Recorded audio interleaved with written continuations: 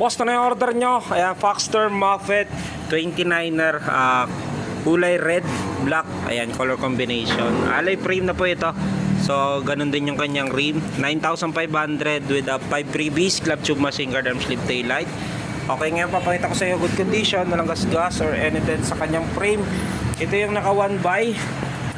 Then 2, 3, 4, 5, 6, 7, 8 speed. Ayan, so 1x yan. Alay na rin kay gulong sa likuran. Ganun din dito sa harapan, walang alugang headset. Ganun din yung kanyang crank. Okay, ngayon papakita ko sa yung fork niya. May lockout, bouncing, kasi yan yung wala. Okay, yan po yung Foxter Moffett natin 29er. Naka 1x8 speed na Shimano yung kanyang parts.